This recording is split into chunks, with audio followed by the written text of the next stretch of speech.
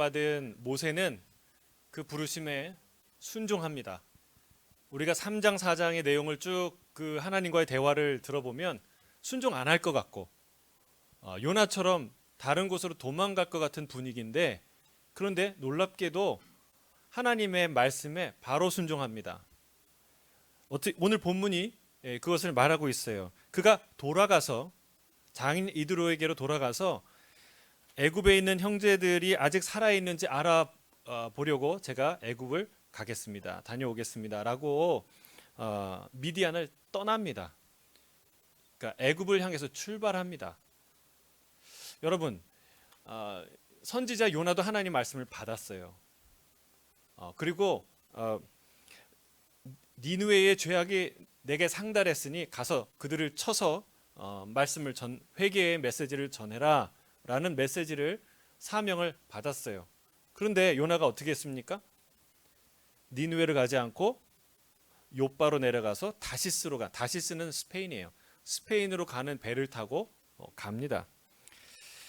그는 처음에 모세처럼 거칠게 항의하지 않았어요. 하나님이 뭐라고 얘기했는데 거기에 대해서 반론을 하거나 어떤 반응을 보이지 않았어요. 조용히 내려왔어요. 그런데 니느웨로 가지 않고 다시스로 가고 맙니다. 근데 여차여차해서 그 반항이 어디에 나옵니까? 요나서 끝부분에 나와요.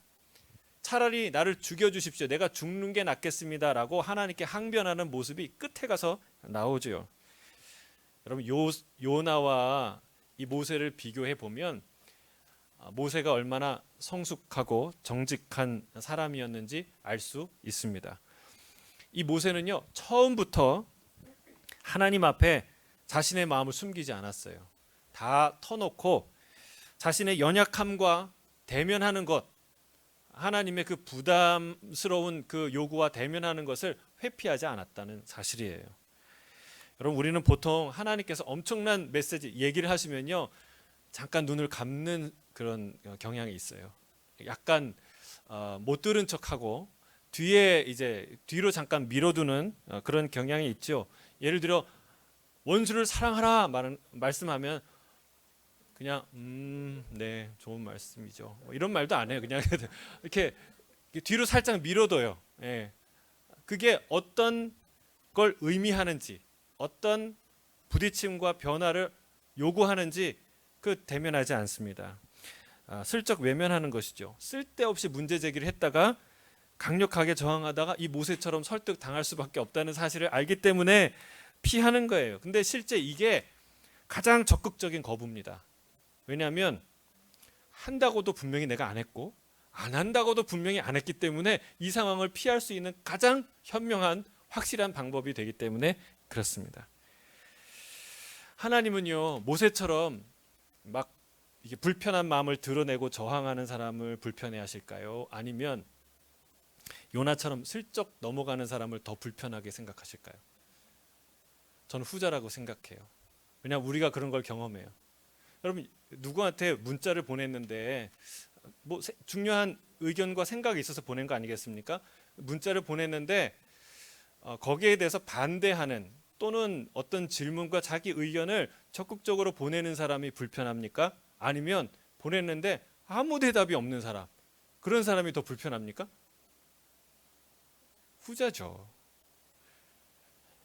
그러니까 자기의 의견이나 질문을 이렇게 보내는 사람은요, 이야기를 하겠다는 거예요.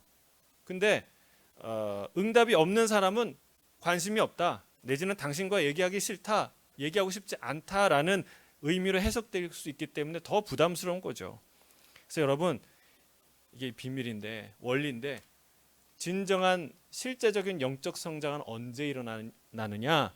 이런 하나님의 메시지와 정직하게 부딪힐 때, 대면할 때 찾아옵니다.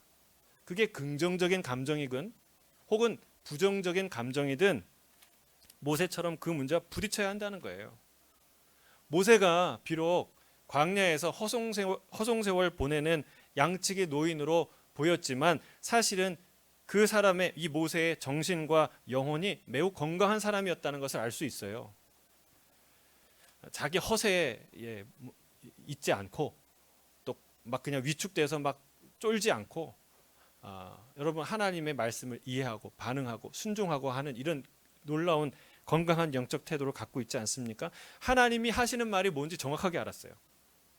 그리고 나에게 뭘 요구하시는지, 이게 얼마나 거대한 프로젝트인지, 또 인간의 보기에 그게 얼마나 황당한 이야기인지 다 알았습니다. 정확하게 알았고, 그것에 대한 자기의 감정이 무엇인지, 내가 어떤 이 문제에 대해서 내 어떤 한계들을 갖고 있는지, 거기에 대한 내 태도가 무엇인지 정확하게 알았고, 그것을 하나님께 솔직하게 고백할 수 있는 용기를 가진 사람이 모세였다는 사실이에요. 여러분, 이게요 사실은 큐티와 묵상의 원리입니다. 큐티와 묵상이 소중한 게 바로 여기 있어요. 제가 더 바이블을 통해서 성경을 통째로 지속적으로 전체를 보는 게 중요하다는 것을 강조하고 있어요. 그러나 또 한 가지 강조하지 않을 수 없는 게 있는데, 우리가 그렇게 전체적인 숲을 보는 훈련은 매우 중요한데, 그것만 하면 나무 하나하나의 아름다움을 보지 못하는 거예요. 제가 보통 이제 한국에 가끔 가지만, 근데 제가 뭐 세미나 때문에 가고 뭐 그런데 보통 이제 겨울이나 뭐 이런 때 가죠. 이번에 이제 장례식, 어머니 장례식을 갔다 오면서 감사했던 것 중에 하나는 어머니께서, 우리 사랑하는 어머니께서 마지막 선물을 나에게 주셨구나. 한국의 가을을 볼 수 있도록. 너무 아름다워요. 이렇게 형형색색에 물든 이 가을을 오랜만에 보는데 참 좋더라고요. 10년 만에 보는 거죠. 근데 그 숲을 보면 전체 아름다운 풍경을 보는 장관은 경험하겠지만, 나무 하나, 단풍나무, 길을 이렇게 운전하고 어디 가는데요, 그 가로수에 있는 그 단풍나무 하나가 새빨갛게 물든 거예요. 너무 아름다운 거예요. 어떻게 저렇게 아름다울까? 차를 그 잠깐인데 신호등에 딱 멈춰서 한참 동안 봤던 그런 기억이 나요. 여러분, 우리가 숲을 보는 그 장관을 경험하는 것도 중요하지만, 나무 하나에 그 물들어 있는 아름다운 그 운치를 경험하는 그걸 경험하는 것도 매우 중요하다는 거예요. 성경을 통으로만 읽으면요, 항상 자기가 은혜 받는 자리에만 멈춰 섭니다. 물론 읽을 때마다 조금씩 감동이 다르고 새로운 느낌이 오는 건 사실이에요. 그러나 좀처럼 아주 파격적이고 그런 확실한 새로운 발견을 풍성하게 하기 쉽지 않은 게 사실이에요. 그래서 필요한 게 묵상, 큐티 훈련이에요. 매일 꾸준히. 그래서 큐티 하다 보면 어떤 이 특징이 있어요. 큐티를 꾸준히 하다 보면 내가 좋아하는 본문이 계속해서 나올 때가 있어요. 좋아요. 근데 내가 별로 좋아하지 않고 그냥 넘어가고 싶은 그런 본문이 또 계속해서 나올 때가 있어요. 욥기를 요즘에 묵상하지 않습니까? 여러분, 뭐 시편이나 복음서나 뭐 이렇게 역사서나 특히 에스더 같은 건 너무 금방 지나가. 에스더는 한 6개월 정도 묵상하면 좋겠어요. 그런 거는. 근데 금방 지나가 버려요. 근데 욥기 같은 거는, 선지서 같은 거는, 욥기에서 지금 벌써 2달째 하고 있는데 겨우 중반을 넘어섰어요. 한 달을 더 해야 될 것 같아요. 이런 걸 묵상을 하면은 힘들죠. 대면하기 쉽지 않은 말씀을 대면하게 되는 것입니다. 근데 큐티와 묵상의 유익이 바로 거기 있다는 거예요. 멈추고 싶지 않은 그곳에 내가 멈춰 서게 된다는 거예요. 그럼 성경을 왜 읽습니까? 성경을 읽는 이유가 무엇입니까? 성경에 내가 읽고 싶은, 내가 듣고 싶은 메시지를 듣기 위해서 성경을 읽는 게 아니에요. 성경은 하나님이 하시고 싶은 이야기를 듣는 것, 성경이 나에게 말씀하시도록 나를 내어드리는 것, 그것이 목적이죠. 그래서 여러분, 성경에는요 우리에게 힘과 용기를 주는 놀라운 약속들이 있죠. 말씀 붙들어야 돼요. 외워야 돼요. 암송해야 돼요. 기억해야 돼요.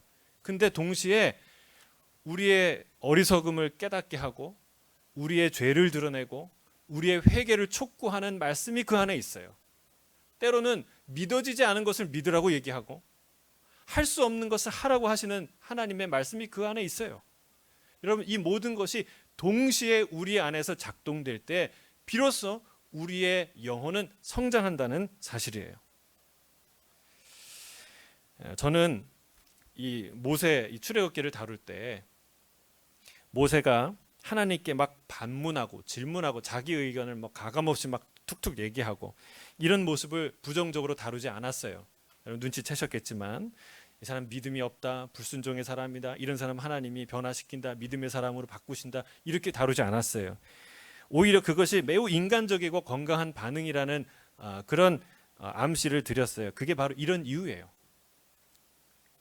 그는 불순종의 사람이 아니었습니다. 그는 누구보다 충직한 순종의 사람이었어요. 예수님의 두 아들 비유가 마태복음 21장에 나오는데 아버지가 두 아들에게 큰아들 작은아들에게 오늘 포도원에 가서 일을 해라 라고 얘기를 했더니 큰아들은 네 아버지 하고 안 나갔어요. 근데 둘째 아들은 싫어요. 지금 하고 싶은 게 해야 될 것도 나도 바쁜데 는 피곤해요. 그렇게 얘기했는데 둘째는 그 얘기를 하고 뉘우치고 회개한 내가 잘못했지. 그러면 안 되지. 아유 이 나쁜 놈. 그리고 지가 오후에 포도원에 가서 일했어요. 누가 순종의 사람입니까? 후자라는 거예요. 네 하고 안 하는 사람은 순종의 사람이 아니에요. 아니요 했어도 후회하며 회개하며 다시 순종하는 그 사람이 바로 순종의 사람이라는 거예요. 히브리서 4장 2절에는 이렇게 말하고 있습니다. 우리 같이 한번 읽어볼까요? 4장 2절 시작. 그들과 같이 우리도 복음 전함을 받은 자이나 들은 바 그 말씀이 그들에게 유익하지 못한 것은 듣는 자가 믿음과 결부시키지 아니함이라. 말씀이 왜 유익하지 못합니까? 아무리 말씀이 좋지 않아서가 아니에요. 하나님께 능력이 없어서가 아니에요. 그 말씀을 들을 때 내가 믿음으로 반응하지 않기 때문에, 믿음과 결부시키지 않기 때문에, 그 말씀과 나의 화학적 반응들이 내 안에서 일어나지 않기 때문에, 회피하기 때문에 이런 일들이 일어나는 거예요. 말씀이 내 안에 들어와도 효력을 발휘하지 않아요. 영적 성장은 말씀을 회피하는 사람에게 결코 일어날 수 없습니다. 말씀을 믿음으로 반응하는 사람에게만 나타나는 거예요. 믿음으로 반응하는 것은 요나처럼 회피하는 것이 아니라 모세처럼 저항하거나 심지어는 뭐라고 얘기해요? 보낼 만한 자를 보내소서. 여러분 이게 하나님 앞에 할 소리입니까?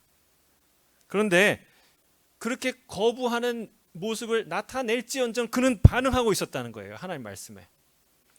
앞에서는 고개를 끄덕이며 뒤에서는 슬쩍 피하는 모습이 남들 보기에는 저 사람 믿음 있는 사람이다 라고 착각할 수 있어요. 반대로 굳은 얼굴로 저항하며 거부하는 모세가 더 믿음 없는 사람처럼 보일 수 있어요. 그러나 실상은 반대라는 거예요. 실상은 반대다. 여러분 모세가 하나님이 편한 얘기를 했으면 왜 그런 반응을 했겠어요? 너 잠시 애굽에 좀 다녀와라 그러면 알겠습니다. 아멘 하고 갔다 왔을 거예요. 근데 가서 바로를 만나라는 거예요. 내가 이 세상에서 제일 만나기 싫은 사람, 제일 무서운 사람. 그리고 그냥 만나고 오라면 좋은데 가서 말하라는 거예요. 내가 말도 못하는데 언어 장애를 갖고 있는데 40년 동안 말 안 하고 살았는데 말을 하고 오라는 거예요. 그것도 한두 번이 아니라 여러 번. 그리고 또 누구를 인도하라는 거예요? 이스라엘을 인도하라는 거예요. 한번 해봤잖아요. 뭔가 한번 해보려고 칼을 뽑으려다 말고 이제 그 망하고 도망간 거 아니에요. 내가 이스라엘 사람들을 뭔가 지도하려고 그랬는데 그때 여러분 그때 굉장히 중요해요. 그 사람 죽일 때. 그때 이스라엘 백성들이 탁 이 모세를 보호하고 마치 비밀 결사단체처럼 서로를 이렇게 딱 따랐으면요. 역사가 달랐을 거예요. 물론 하나님의 이런 역사가 아니라 어떤 무슨 게릴라전이나 무슨 세상 역사에 의미 있는 어떤 저항전은 나왔겠죠. 그러나 그때 경험한 거예요. 이 이스라엘 백성 얼마나 무지하고 준비 안 됐고 완악하고 믿음이 없는 존재인지 다 알아요. 근데 그 사람들 이끌라는 거에 자신 있겠어요, 없겠어요? 한번 목회 완전히 망했는데 막 치가 떨리는데 또 가라고 하는데 가겠어요? 여러분 그러나 그 모든 것을 있는 그대로 반응했다는 거예요. 있는 그대로 반응하는 건 불신앙이 아니에요. 오히려 마치 다 믿는 것처럼 다 아는 것처럼 하는 게 불신앙이에요. 하나님의 말씀에 믿음으로 반응하시기를 주의 이름으로 축복합니다. 그게 순종의 사람이에요. 정직하게 반응하십시오.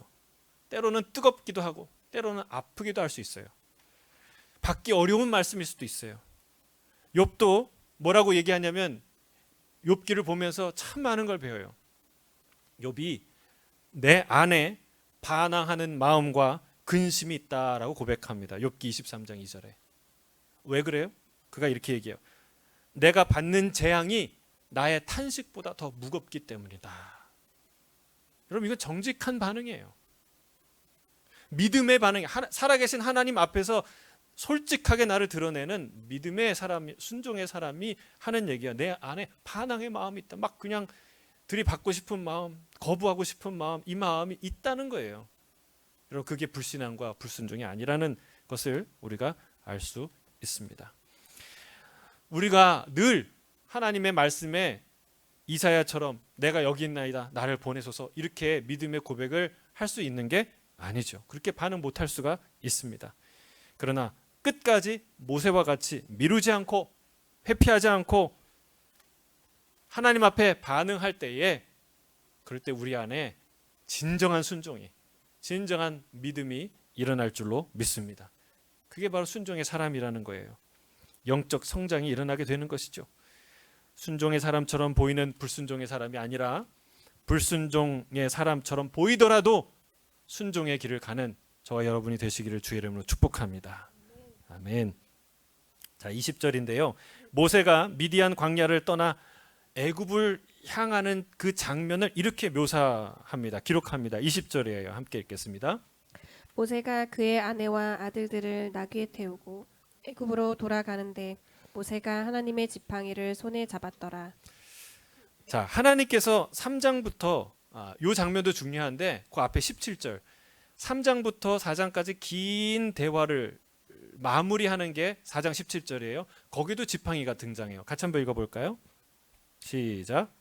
너는 이 지팡이를 손에 잡고 이것으로 이적을 행할지니라. 자, 이 두 구절이 굉장히 상징적인 구절인데 그 상황이 공통점이 있어요. 무슨 공통점입니까? 둘 다 무언가가 마무리되고 끝나고 또 다른 무엇인가가 시작되는 타이밍이에요. 17절은 뭐냐? 긴 하나님의 부르심, 모세를 부르시는 대화가 마무리되는 순간이고 실제로 그 부르심 소명의 삶이 시작되는 순간이에요. 20절은 어떤 순간입니까? 이제 40년 광야 생활을 마무리하고 그리고 출애굽의 역사가 시작되는 순간이에요. 좀 더 길게 보면 80년 동안의 개인적인 모세 개인사, 개인 인생이 종결되고 이제부터는 공인으로서 이스라엘의 리더로서의 공생애가 시작되는 아주 중요한 타이밍이에요. 그런데 그 중요한 타이밍에 아주 특이한 단어 하나가 나오는 거예요. 그게 뭐예요? 지팡이. 지팡이 하나가 등장합니다. 그와 같이 중요한 타이밍에 등장한 이미지치고는 굉장히 초라한 이미지죠. 아이템 자체를, 지팡이라는 아이템 자체를 보면 굳이 언급해야 될까?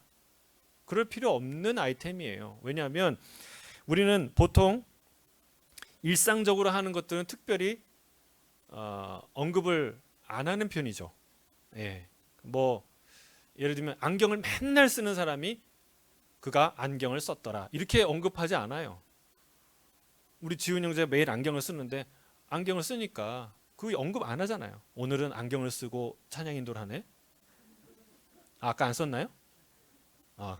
제가 헷갈리네. 매일 하는 거는요 그렇게 언급 안 해요. 하물며 지팡이겠습니까? 지팡이는요 40년 동안 양치기들이 양치기를 칠 때 매일 썼던 지팡이에요. 특별할 게 없어요. 특별히 80세 된 노인에게 얼마나 일상적인 도구였겠어요. 그런데 그 지팡이를 언급하는 분위기가 심상치 않아요. 매우 의미심장한 느낌을 자아내고 있다는 사실이에요. 17절에 보면 마치 그러니까 어떻게 하나님이 이것을 얘기하냐면 그러니까 애굽으로 가기를 주저하는 모세에게 내가 이거 줬으니까 가. 이거 굉장히 중요한 대단한 무기야라고 하는 것처럼 묘사가 돼요. 또 20절에는 모세가 가족들과 마지막 모험을 시작하면서 마치 대단한 미래, 대단한 능력 뭐 하나를 붙들고 가는 것처럼 언급을 합니다. 그러나 정작 모세가 그 손에 쥔 것은요, 40년 동안 자기 손때가 묻은 평범한, 지극히 평범한 지팡이 하나였어요. 지팡이는요, 매우 유용한 도구죠. 저도 부시워킹 때문에 이렇게 스틱을 샀는데 쓰다 보니까 이렇게 평지에는 뭐 평지를 가는데 도움이 되긴 하지만, 근데 이제 이렇게 업앤다운, 오르락 내리락 하는 그 길에는 훨씬 더 도움이 되고, 또 위험한 상황에 있을 때, 어려울 때 그 짚을 수 있는 아주 유용한 도구죠. 그래서 저희 우리 교회 성도들 어르신들 다 이 지팡이를 부시워킹 하시라고 하나씩 사드릴까 이런 마음도 들었는데, 유용한 도구죠. 그런데 길을 걸을 때 몸을 의지할 수도 있고, 양을 몰거나 또 양을 위기 가운데 구할 때 이 지팡이를 쓸 수도 있죠. 양을 훔치러 오는 일이나 곰이나 도적을 상대하는 무기가 될 때도 있죠. 하지만 그렇다고 해도 목자의 지팡이는 그리 특별한 도구가 될 수 없습니다. 바로나 아하수에로 왕의 그 손에 들고 있던 보석이 달린 홀 같으면 모를까, 미디안 양치기의 지팡이가 무엇이 그리 대단하겠습니까? 그런데 여러분 진짜 놀라지 마세요. 실제로 하나님의 이 출애굽의 드라마에 이 지팡이가 매우 비중 있는 존재로 사용되어지고 등장합니다. 이 지팡이로 어떤 일들이 일어나는지 아세요? 제가 출애굽기를 쭉 다시 찾아보면서 지팡이가 나오는 구절들을 다 찾아봤어요. 9번 등장하는데 아주 중요한 장면에 등장해요. 첫째로는요, 우리가 이미 봤어요. 지팡이가 뱀이 돼요. 하나님, 내가 가서 여호와 하나님께서 나를 보내셨다고 말할 때에 그들이 안 믿으면 어떡합니까? 그래서 이 모세에게 내적 확신을 주기 위한 3가지 표적 중에 첫 번째 표적으로 이 일을 행하죠. 그리고 실제로 바로 앞에서 행한 첫 번째 기적이 바로 이 지팡이가 뱀이 되는 그런 일이었어요. 두 번째는요, 애굽의 젖줄인 나일강을 피로 물들게 하는, 물이 다 피로 변하게 하는 그런 기적을 행합니다. 모세가 바로와 그의 신하들 목전에서 지팡이를 들어서 나일강을 치니까 그 물이 다 피로 변했어요. 세 번째는요, 강에서 개구리가 올라오도록 했어요. 지팡이를 잡고 팔을 강들과 운하들과 못 위에 이렇게 펴니까 거기서 뭐가 나와요? 개구리가 막 올라오기 시작하는데 온 천하를 다 뒤덮습니다. 네 번째는요, 티끌을 이로 만들어요. 모세가 지팡이를 손에 잡고 그 손으로 땅을 탁 치니까 그 땅에 있는 티끌이 다 이가 되어서 온 가축과 사람에게 올라가게 됩니다. 다섯 번째는요, 하늘에서 큰 우박이 내려요. 모세가 하늘을 향하여 지팡이를 드니까 하나님께서 우레소리와 함께 우박을 내리시는데, 그냥 우박이 아니라 불도 내리셨다고 그랬어요. 불과 우박이 섞인 우레소리와 함께 그 어마어마한 전대미문의 재앙이 쏟아지는데, 그래서 온 땅의 밭의 모든 채소와 들의 모든 나무를 다 꺾어버리십니다. 여섯 번째는요, 메뚜기 재앙이에요. 모세가 지팡이를 들으니까 갑자기 동풍이 일어나요. 한낮에도 계속 불고 밤새 불었는데 그 다음날 아침이 되어서야 거대한 메뚜기 떼가 그 땅을 덮습니다. 그래서 우박 재앙으로 면한 모든 채소와 모든 나무들을 다 갉아먹습니다. 모든 식물들을 다 먹어버립니다. 일곱째는요, 이게 아마 지팡이로 행했던 가장 장엄한 드라마틱한 기적이었을 거예요. 홍해를 갈라요. 지팡이를 들고 손을 바다 위로 내미니까 바다가 갈라지기 시작해요. 전무후무한 사건이 일어나요. 그 갈라진 바닷길로 이스라엘 200만 대군이 다 지나갑니다. 여덟 번째는요, 반석에서 물이 나는 거예요. 광야에서 온 백성이 물이 없어 죽겠다. 왜 우리를 여기로 데려와서 죽이려고 하느냐 원망하자 하나님께서 모세에게 지팡이를 들고 밖에 나가서 바위를 쳐라. 그러면 거기서 물이 날 것이다 하셨어요. 그가 무리바에서 바위를 치니까 물이 나옵니다. 온 백성이 마시고 살아나는 기적이 일어나요. 마지막 9번째요. 이건 뭐냐면 아말렉 전쟁. 아말렉과 전쟁할 때 하나님이 하나님의 지팡이를 들고 산 꼭대기에 서라라고 말씀하세요. 그 지팡이를 든 손을 위에 올릴 때는 이스라엘이 이겼어요. 근데 그게 힘들어서 내려가니까 지는 거예요. 밀리는 거예요. 그래서 한쪽은 아론이, 한쪽은 훌이 그 두 손을 잡고 그 지팡이를 든 손이 내려가지 않도록 했어요. 결국은 승리했죠. 여러분 놀랍지 않습니까? 여러분 지팡이 하나를 들었을 때 전쟁이 승리하고 내리면 지는, 지팡이 하나의 전쟁의 승리가 담겨 있는, 걸려 있는, 여러분 이렇게 놀랍게 쓰임 받은 게 이 바로 모세의 손에 들렸던 지팡이, 하나님의 지팡이라고 부르는 바로 그 지팡이라는 사실이에요.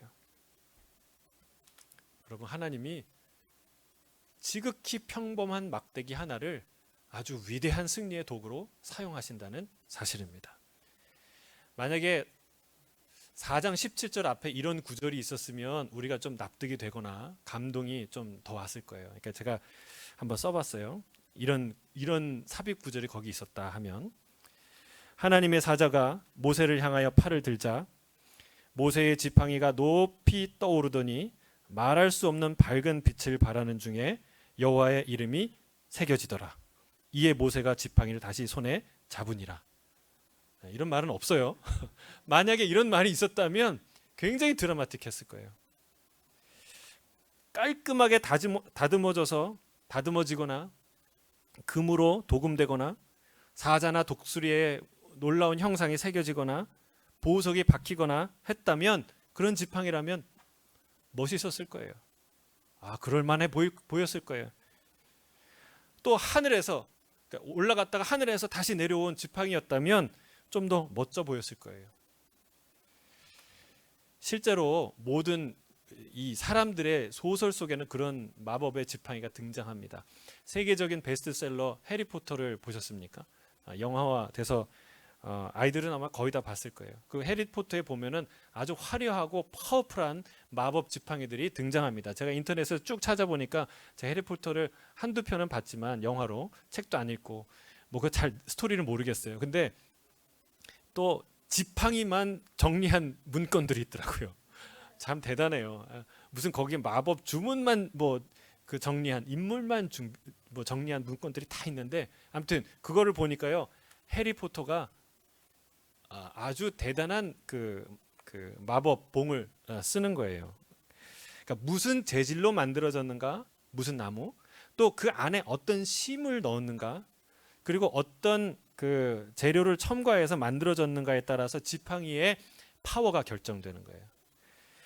주인공 해리포터가 사용하는 마법 지팡이 역시 매우 특별한데, 어떤 나무로 만들어졌냐면 서양 호랑이 가시나무, 이런 나무가 있는지 모르겠지만 소설 속의 나무니까 그런 나무로 만들어지고요.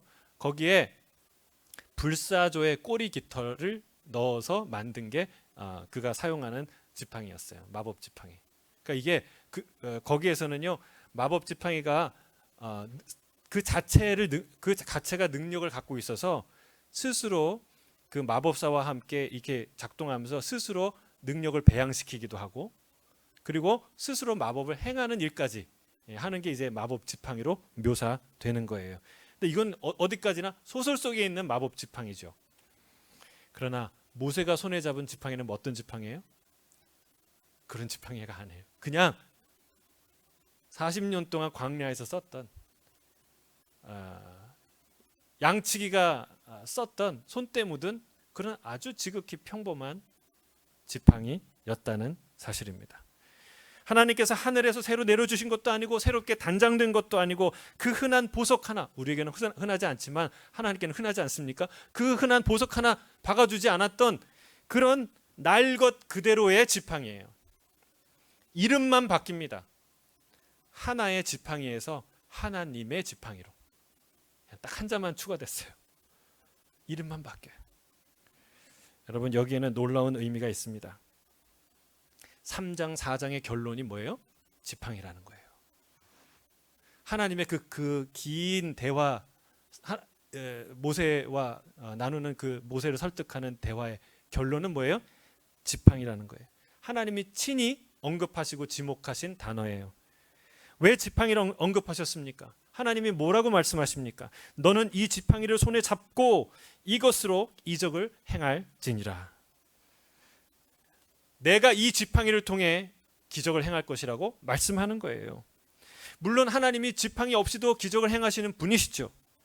하지만 우리가 앞에서 살펴보았듯이 그 9가지의 상황을 우리가 살펴보았듯이 하나님은 시내산 불타는 떨기나무 앞에서 모세가 잡고 있던 바로 그 지팡이를 사용하셨어요. 마치 그 지팡이가 없이는 그 기적을 행하실 수 없는 것처럼 그렇게 행동하셨어요. 취급하셨어요. 그것도 모세가 너가 그 지팡이를 붙잡고 이적을 행하라 명령하셨습니다. 하나님께서 모세에게 이렇게 말씀하는 거예요. 모세야, 너 이 지팡이 아무것도 아닌 거 잘 알지? 40년간 네 손때 묻은 지팡이니까 잘 알겠지. 지팡이는 그저 하나의 막대기에 불과해. 그러나 네가 이 지팡이를 소중히 여기지 않니? 너에게 소중한 지팡이 아니니? 내가 그것을 의지하고 아끼지 않니? 이 지팡이 자체로는 아무것도 할 수 없는 존재지만 네 손에서 이 지팡이로 양을 구하고 그리고 이리를 몰아내지 않았니? 너는 내 손에 있는 지팡이야. 너는 내가 쥔 지팡이야. 내가 널 사용할 거야. 내게 능력이 없는 거 내가 알아. 네 손에 있는 지팡이 아무 능력이 없는 거 네가 알듯이 네가 능력 없는 거 내가 알아. 하지만 내가 너의 능력이 될 거야. 너는 내 손에 있는 지팡이니까 내가 80년 전에 너를 구별하였고 내 손때가 묻었고 내가 의지하고 내가 소중히 아끼는 막대기, 그런 지팡이가 바로 너니까 내가 너를 사용할 거야. 이 말씀을 하시는 거예요. 지팡이는 모세 자신을 상징합니다. 재질도 특별할 것이 없어요. 그냥 길고 딱딱한 나무면 되는 거예요. 장식도 특별한 게 없어요. 본인의 이름 정도는 새겼을 수 있어요. 그러나 금을 도금하거나 보석 장식하거나 예술적 문양을 거기에 새기거나 전혀 그런 것을 찾아볼 수 없습니다. 기능도 딱히 별다른 게 없어요. 그 안에서 무슨 칼로 변신하거나 창으로 변신하는 그런 숨겨진 기능 따위는 없습니다. 해리포터의 마법의 지팡이처럼 특수한 힘을 가진 그런 지팡이도 아닙니다. 사랑하는 성도 여러분, 지팡이의 힘은 전적으로 그 지팡이를 소유하고 있는, 쥐고 있는 목자의 능력에서 나옵니다. 목자가, 여러분, 어떤 목자는요, 똑같은 지팡이라도 개 한 마리 못 쫓는 사람이 있는가 하면 똑같은 지팡이라도 그 지팡이로 곰을 이기고 사자를 이기는 목자가 있는 거예요. 지팡이의 힘은 지팡이 자체에서 나오는 게 아니라 지팡이를 쥔 목자에게서 나온다는 사실을 성경은 말하고 있는 것이죠. 우리는 그런 존재예요. 우리가 능력이 없다고 그냥 별 볼 일 없는 존재가 아니에요. 여러분, 평범한 것과 특별하지 않은 것은 다른 얘기예요. 평범해도 특별할 수 있어요. 지팡이는요, 얼마든지 만들 수 있고 다른 것으로 대체가 가능하죠. 하지만 나의 지팡이인 경우는 달라요. 내 손때가 묻고 내 손에 맞고 내가 사용했던, 오랫동안 추억이 간직했던 막대기는요, 지팡이는요, 대체 불가예요. 다른 것이 될 수 없어요. 내 애정과 사랑이 묻어있기 때문에 그렇습니다. 여러분, 하나님의 손에 들려진, 하나님의 손때가 묻은 하나님의 애정과 사랑이 담긴 지팡이로 사시겠습니까? 아니면 화려하지만 소설 속에나 있는 지팡이를 꿈꾸며 사시겠습니까? 사랑하는 성도 여러분, 투박하더라도, 하나님 손에 들려진 지팡이로 사시기를 주의 이름으로 축복합니다. 아멘. 우리 21절, 23절 우리 같이 한번 읽어보도록 하겠습니다. 여호와께서 모세에게 이르시되 내가 애굽으로 돌아가거든 내가 내 손에 준 이적을 바로 앞에서 다 행하라. 그러나 내가 그의 마음을 완악하게 한즉 그가 백성을 보내주지 아니하리니 너는 바로에게 이르기를 여호와의 말씀에 이스라엘은 내 아들 내 장자라. 내가 내게 이르기를 내 아들을 보내주어 나를 섬기게 하라 하여도 내가 보내주기를 거절하니 내가 내 아들 내 장자를 죽이리라 하셨다 하라 하시니라. 아멘. 이 말이요 좀 힘 빠지는 소리일 수 있어요. 가서 얘기하라고 했는데 기적도 행하라고 했는데 그런데 바로가 안 놓아줄 거야. 소용이 없을 거야. 마치 이렇게 얘기하는 거 아닙니까? 아니 그럴 거면 왜 보내는가? 그럴 거면 왜 기적을 하라 그러는가? 힘이 빠지는 소리를 미리 하시는 것 같아요. 근데 여러분 마치 이사야를 보낼 때도 비슷한 얘기를 하셨어요.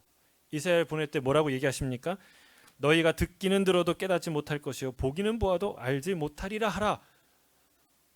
여러분 말씀을 전했는데 듣는 사람이 하나도 없고 깨닫는 사람이 하나도 없고 돌아오는 사람이 하나도 없는데 왜 보내요? 왜 말해요? 그것처럼 허무한 일이 어디 있습니까? 마치 그런 말을 하는 것 같아요. 가서 이적을 행해.